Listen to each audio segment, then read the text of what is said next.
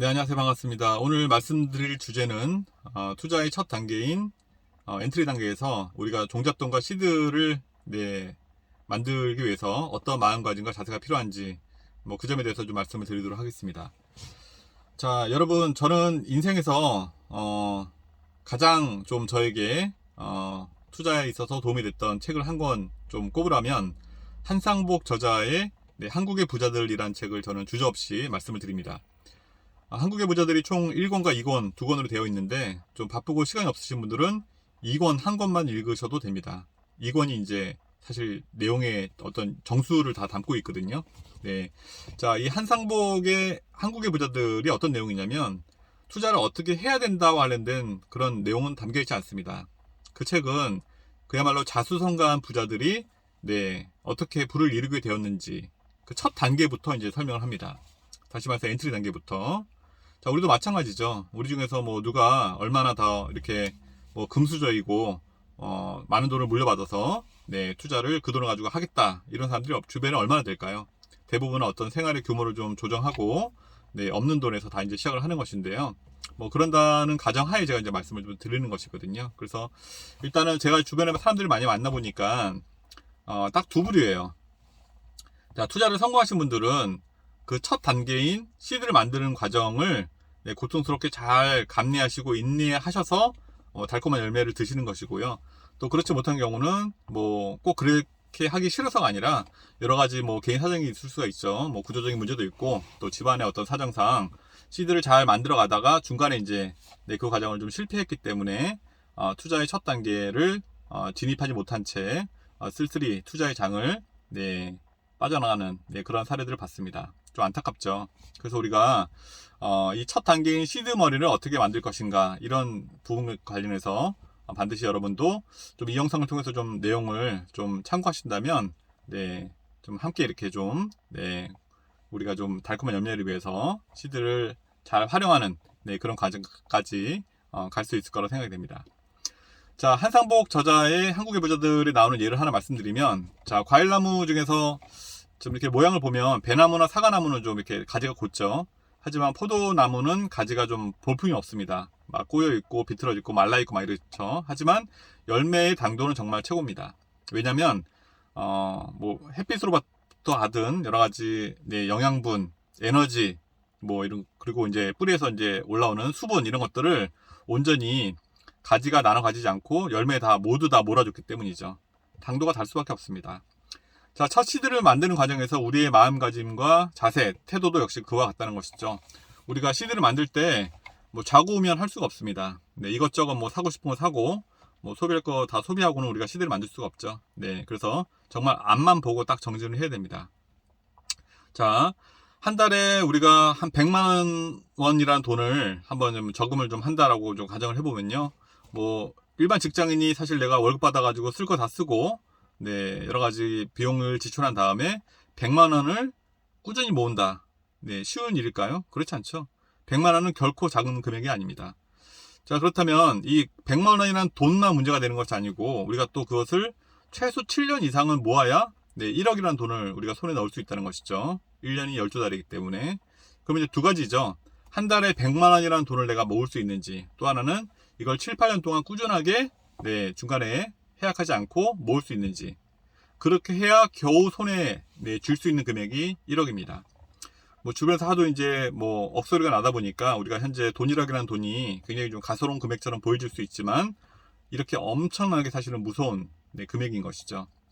중간에 모으는 과정에서 어떤 유혹물들이 있을까요? 바로 우리가 소비재를 사는 일에 좀 마음을 좀 잘 좀 다스려야 된다는 것입니다. 소비재가 뭐가 있죠? 여러 가지 개인 취미를 위한 것들이 있죠. 남자라면 카메라도 있을 수 있고 오디오도 있을 수 있고 여자라면 명품백, 그다음에 이제 남녀 가리지 않고 요즘 또 자동차. 내가 중간에 이런 것들에 관심을 가지고 내가 가지고 있는 돈을 허비하면 여행도 마찬가지고요. 이 한 달에 100만 원씩 7, 8년을 꾸준히 모으기가 정말 힘듭니다. 이미 성공해서 그 시드를 잘 활용하신 분들은 그러한 기간을 고통스러운 기간을 잘 감내했기 때문에 가능한 것이죠. 그러니까 우리가 마음가짐부터 벌써 내가 시드를 만들기까지는 여러 가지 소비의 유혹을 좀 억제하겠다라는 네, 그런 생각을 머릿속에 예, 공식처럼 반드시 예, 넣어 놓으셔야 된다는 것이죠. 네. 자, 우리가 이제 소비재에 이제 돈을 쓰는 이유가 뭘까요? 물론 뭐 이제 영업을 하시는 분이라면 또 의관을 좀 정제하고 여러 가지 또 이제 사람들 또 비즈니스 쪽으로 만나야 되니까 네, 좋은 옷도 필요할 테고요. 네, 여러 가지 뭐 자동차도 마찬가지지만 좀 보여주기 위한 그런 소비를 하는 분들이 더러 있습니다. 보통 이제 강자보다는 약자가 꿈이니까 그렇게 되는 것이죠. 자, 문신을 예를 들면 네, 정말 진정으로 강한 사람은 문신을 할 필요가 없죠.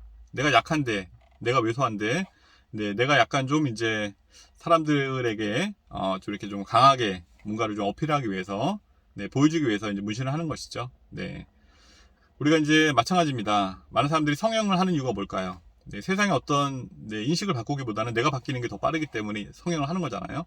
네, 우리가 이렇게 좀 약간 좀 보여주기 위한 식의 어떤 소비를 하는 사람들은 그 기저에는 약간 열등감이라는 것이 좀 깔려 있습니다. 근데 사실은 우리가 그런 소비재의 돈을, 내 피 같은 돈을 네, 사용하다 보면 네, 시드를 만드는 그런 단계까지 갈 수가 없습니다. 이미 시드를 잘 만들어서 잘 활용하신 분들, 투자에 성공하신 분들은 이렇게 말씀하십니다. 삶에서 가장 고통스러웠던 그 순간을 잘 내가 인내하고 감내했기 때문에 오늘의 부를 이룰 수 있었다 라고 말입니다. 네, 먹고 싶은 거 다 먹고 다니면서 가고 싶은 여행지 다 가면서 네, 하기에는 사실 약간 좀 이제 네, 무리가 있죠. 네, 그래서 제가 좀 많은 분들에게 좀 말씀을 드리고 싶은 부분은 뭐냐면 인생은 정직한 거예요. 네, 그래서 늘 항상 말씀드리지만 네, 우리가 항상 어떠한 달콤한 열매를 위해서는 네, 내가 치러야 되는 희생, 내가 현재 뭐 흙수저라고 하면 사실은 누군가가 나를 경제적으로 지원해 줄 수 없다라고 하면 스스로 일어나야 되거든요. 네, 자, 이제 산을 가다 보면은 이제 등산로를 뭐 찾기 위해서 약간 좀 이제 좀 고군분투하는데 어느 가이드가 와서 여기가 이제 산 정상으로 가는 등산로입니다라고 안내해주면 그때부터는 사실은 이제 우리가 그 등산로를 따라가야 되는 것이죠. 정상까지 같이 가이드를 좀 해달라고 요청할 수는 없습니다. 자, 멋진 밥상이 차려졌어요. 그러면 그냥 차려지면 그 다음부터는 우리가 알아서 먹어야 되죠. 어떤 반찬을 먼저 먹어야 되죠? 국을 떠가지고 뭐 입에 넣어야 되나 코에 넣어야 되나 이런 걸 물어볼 수가 없습니다. 왜 제가 이 말씀을 드리냐면, 자, 먼저 부자가 여러분께서 부자를 위한 첫 단계 어떤 투자를 위한 자문서를 이제 찾게 된다면 절대 돈을 어떻게 투자해야 되는지를 알려주는 네, 그런 재테크 서적은 쳐다볼 필요가 없습니다. 정말 필요한 것은 뭐냐면 첫 시드를 어떻게 만드는지를 알려주는 책을 네, 찾아서 읽으시면 돼요. 그게 뭐냐면 저는 이제 아까 말씀드린 것처럼 그 한산복 저자의 한국의 부자들 이런 책을 굉장히 좀 높게 사는데 투자는 내가 돈이 만들어지면 그 이유는 알아서 각자가 해야 될 일입니다.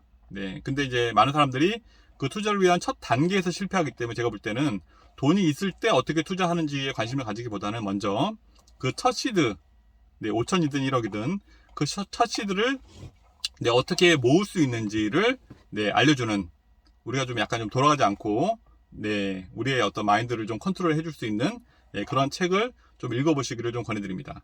그래서 오늘은 제가 그 한국의 부자들이라는 책에서 네, 얻은 여러 가지 좀 아이디어를 간단하게 좀 공유를 해드렸고, 이 허영만 화백이 한국의 부자들을 읽고 큰 감명을 받아서 낸 책이 두 권 있습니다. 뭐냐면 바로 부자사전이라는 책이 있거든요. 뭐 만화책 형식으로 되어 있지만 그 내용은 절대 네, 과소평가할 수 없고 간과할 수 없는 네, 그런 내용들이 담겨 있으니까 혹시 내가 좀 더 좀 가볍게 읽고 싶다라고 하시는 분들은 네, 부자사전을 네, 사서 읽어보시길 권해드립니다.